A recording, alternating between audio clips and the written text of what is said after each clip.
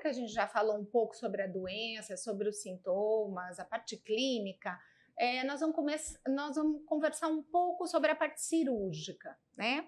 Em que momento, doutor Arthur, o senhor acha que a cirurgia começa a ser considerada aí para o tratamento? Bom, Bia, isso é uma coisa que é quase que um acordo entre o neurologista que está tratando o paciente, nós, neurocirurgiões, e o próprio paciente, né? Porque, em primeiro lugar, a gente vai querer ter a certeza de que o nosso paciente tem Parkinson, como você colocou, né? E aí nada melhor do que um especialista em movimentos anormais, com o maior respeito que eu tenho pelos neurologistas de uma maneira geral, mas essa é uma doença que o manuseio é realmente peculiar, né? Tem várias nuances, como você colocou, dos remédios, a coisa não é tão simples para quem não está vendo isso todo dia. Então, a primeira situação, a gente quer ter certeza de que se trata da doença de Parkinson. Que nós estamos tratando o que a gente acha que tem, né? Porque existem vários sintomas do Parkinson, acho que você salientou isso. Muita coisa do Parkinson pode parecer Parkinson, mas não é Parkinson, né? Então, e às vezes, se você pega um sujeito que não tem costume em lidar com isso, a coisa pode ir para o outro lado, em um lado ruim. Eu acho que os parkinsonismos atípicos, né, outras doenças que, como você está dizendo, parece que é Parkinson e não é Parkinson. Mas o parece, mas não é muito bom para o neurocirurgião, né? Porque a primeira coisa que a gente quer é ter certeza que nós estamos tratando a pessoa certa, né? Começa por aí, mas aqui na Clínica Coqueiro, acho que nós não temos esse problema, porque a gente tem uma equipe que se integra e é bem... Toda a equipe está muito bem azeitada para isso, né? Então, essa é a primeira coisa, né? A outra coisa, eu acho que tem a ver com o próprio paciente, né? Que eu acho que você já até falou, né? Que bom, cada pessoa vivencia diferente, e isso eu acho que é uma verdade para tudo na vida, né? Quer dizer, as pessoas reagem de maneira diferente para as coisas que acontecem na vida delas, né? Umas de um jeito, outras do outro. Não é questão de certo ou errado, é a maneira como aquele indivíduo reage.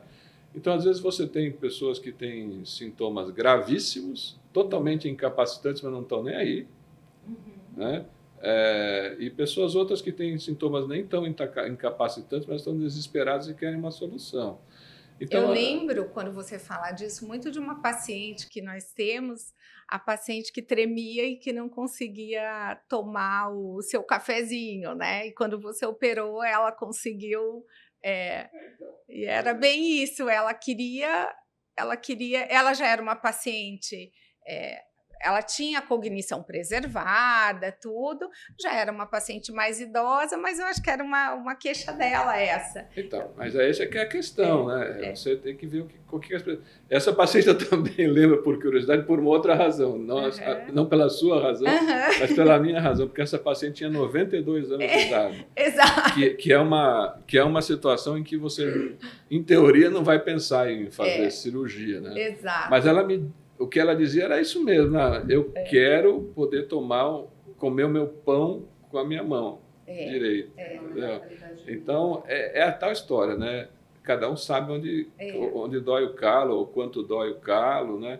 Então, além do diagnóstico adequado, que a gente já mencionou antes, tem a ver com o paciente, de como ele vê o seu próprio problema, né? Quão agressivamente ou quão passivamente ele vê isso, e etc, etc. E, por fim, tem a parte técnica neurocirúrgica, né? Que às vezes é um pouco restritiva. Assim, nós temos poucos pacientes operados acima de 90 anos de idade, né? Então, não é que seja impossível, mas não é a idade que você vai estar ideal para você fazer um negócio desse, né? Mas eu também lembro um que nós operamos com 20, então, assim, também não é uma idade que você... Mas, enfim, tem essa parte técnica, né? Que eu imagino nós vamos discutir um pouco mais para frente, mas de qualquer maneira... Isso, eu acho que até era a próxima dúvida que eu tinha aí. Quais são as principais técnicas cirúrgicas? Como é que vocês operam os pacientes? Então, uma das opções cirúrgicas que a gente tem é fazer o DBS, que é um estimulador cerebral. Então, é um estimulador que a gente coloca numa região determinada do cérebro E esse procedimento, ele não serve como a gente já falou antes, como um tratamento curativo, né? Ele é um tratamento para aliviar sintomas, para diminuir os sintomas que o paciente tem em função da doença. E aí, até dos medicamentos, você falou se usado em grandes doses, né, de maneira errática, ele também ajuda nesse aspecto. Mas é isso, ele vai fazer uma modulação elétrica no cérebro para diminuir esses movimentos, para diminuir esses sintomas que o paciente apresenta com essa doença. E às vezes eles me perguntam, né? E daí depois eu sempre falo, bom, isso você vai conversar com o doutor Arthur, com a doutora Pamela, né? Por exemplo, é uma cirurgia, do ponto de vista neurocirúrgico, ela é muito agressiva, como que é? Assim, para o paciente ter uma noção, são 2 buraquinhos, tem que... Como é, mais ou menos, essa parte? É uma cirurgia que a gente faz a inserção desses eletrodos por meio de 2 furos no crânio, né? E esses eletrodos, posteriormente, são ligados a uma bateria, que é como se fosse o marca-passo do coração. E, através disso, a gente faz as leituras e essa modulação elétrica.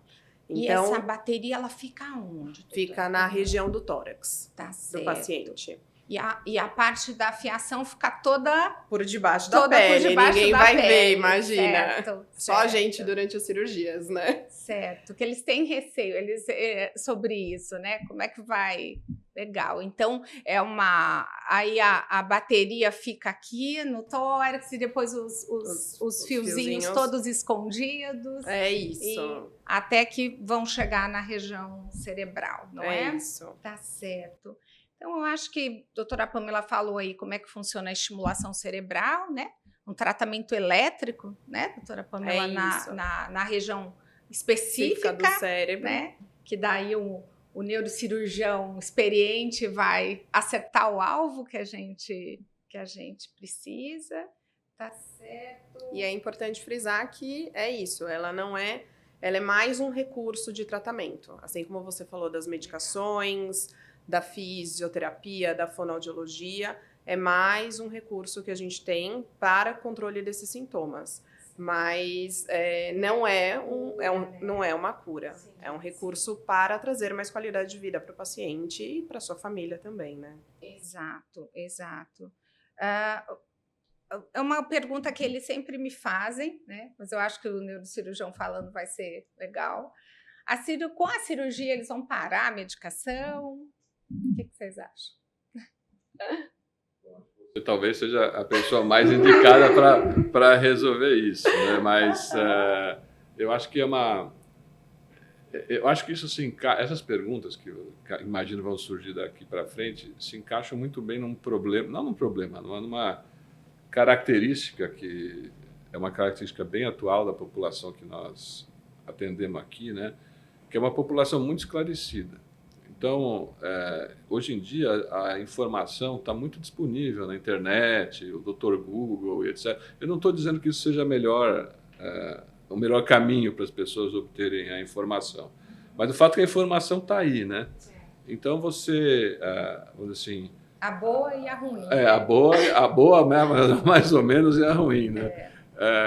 Então, de qualquer maneira, a informação está aí e os nossos pacientes aqui já chegam com uma série de dúvidas engatilhadas de acordo com o que eles mesmos encaram, né? Porque tem um sujeito que diz, faz o que for preciso, não me importa, e diz que, não quero se o corte for maior que isso, o outro diz, eu não quero se isso, eu não quero se aquilo, eu não quero aparelho, eu quero isso, eu quero aquilo, enfim. Essas coisas começam a surgir, né? E eles também estão informados sobre essa questão da medicação, né? Que eu acho que convém que tanto... Bom, convém não, né? Aqui pelo menos é o que acontece, né?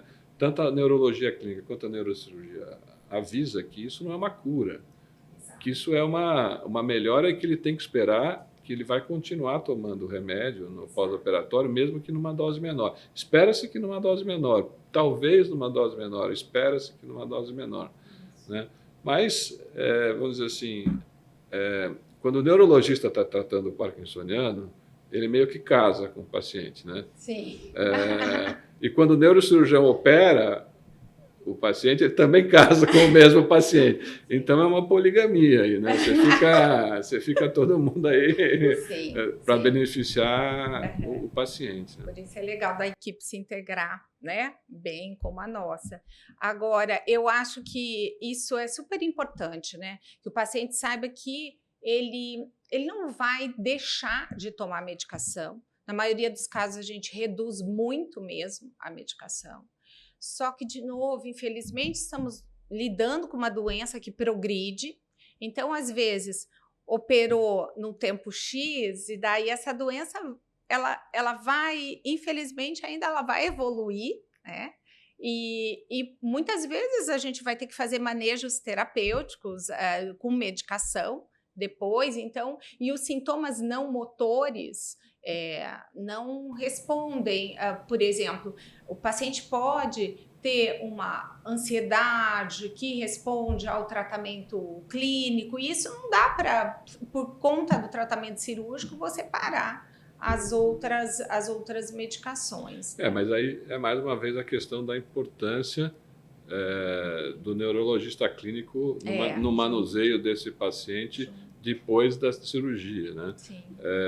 Mesmo porque quem faz o que a gente chama de programação, né, que é assim, a regulagem do computador que é instalado no peito do paciente, é o neurologista clínico. E isso é correto, porque o neurologista clínico ele é a pessoa que vai ser mais capaz para adequar a estimulação que o paciente recebe com as medicações múltiplas, outras, que ele está recebendo também. Senão fica uma coisa meio esquizofrênica. Um faz estimulação, o outro faz remédio. Isso não é bom para...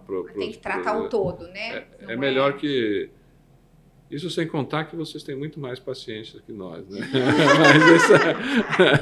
Mas isso já é uma outra particularidade psicodinâmica. É verdade.